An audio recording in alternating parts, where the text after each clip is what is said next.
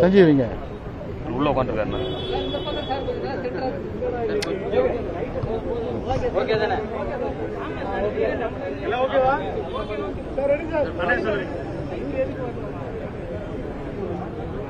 மேதகு நாகாலாந்து மாநிலத்தின் ஆளுநராக இருந்த மதிப்பிற்கு மரியாதைக்குரிய திரு எல்ஜி அவர்கள் இன்று இறைவனால் அழைத்துக் கொள்ளப்பட்டார். எல்ஜி என்கின்ற இந்த 2 எழுத்து என்பது இந்தியாவில் சுதந்திரத்திற்காக பாடுபட்ட தலைவர்கள் போல இந்த நாட்டிற்காக தன்னை அர்ப்பணித்த ஒரு மாமனிதர் எல்ஜி அவர்கள். இன்றைக்கு இந்த சுதந்திர தினத்தில் அவர்கள் உயிர் பிரிந்திருக்கிறார் என்று சொன்னால் இந்த தேசத்தின் மீது எவ்வளவு பற்று வைத்திருந்தார் என்று உணர முடியும். 1970ஆம் ஆண்டு முதல் சங்கத்தில் இணைந்து ராஜபாளையம், கன்னியாகுமரி, திருநெல்வேலி போன்ற பல மாவட்டங்களில் பிரச்சாரக்காக பணியாற்றி முழு நேர ஊழியராக பணியாற்றி அவரிடம் கல்யாணம் என்று கேட்டபோது என்னுடைய தொழில் இந்த நாட்டுக்காக சேவை செய்ய வேண்டும் என்று, என்னுடைய தொழிலே நாட்டுக்காக சேவை செய்ய வேண்டியதுதான் என்னுடைய தொழில் என்கின்ற முறையில் ஜனசங்கத்திலிருந்து பணியாற்றிய ஒரு மாமனிதர். அது மட்டுமல்ல, காங்கிரஸ் கட்சியால் கொண்டுவரப்பட்ட எமர்ஜென்சி காலகட்டத்தில் இவரை அடக்குமுறையின் போது கைது செய்ய நினைத்த போது தன்னுடைய பெயரை ராமானுஜம் என்று மாற்றிக்கொண்டு நிறைய திரைமறைவு வாழ்க்கையில் இருந்து கொண்டு நிறைய பணிகளை இந்த மக்களுக்காக செய்த ஒரு மாமனிதர் நமது அன்புக்குரிய எல்ஜி அவர்கள்.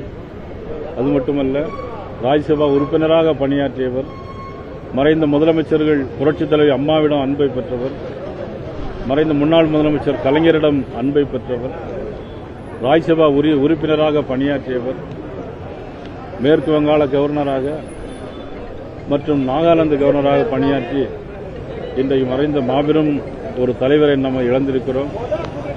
அவரது குடும்பத்தாருக்கு மட்டுமல்ல, இன்றைக்கு பாரதிய ஜனதா கட்சிக்கும் எங்களுக்கு பேர் இழப்பாக நாங்கள் கருதுகிறோம். பாரதிய ஜனதா கட்சியினுடைய தலைவராகவும் பணியாற்றினார்.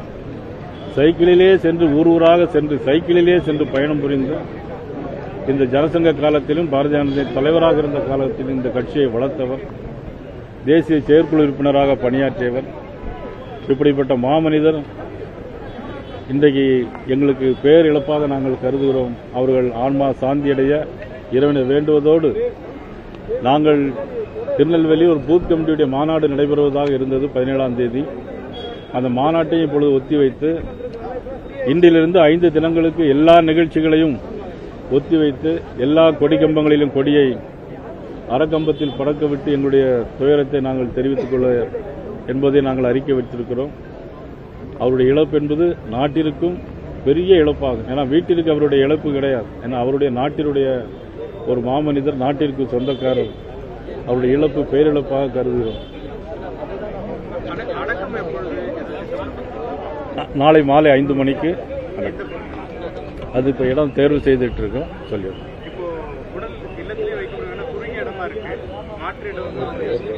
இல்லை, அதுக்குள்ள ஏற்பாடுகள் பண்ணியிருக்கோம்.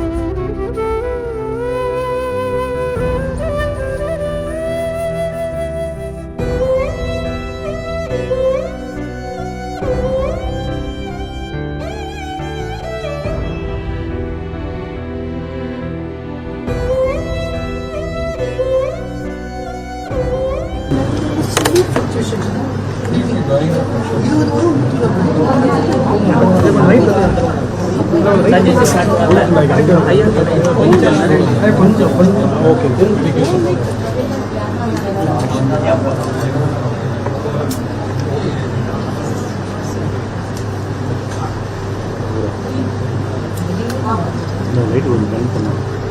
பதில் பண்ணிட்டான்.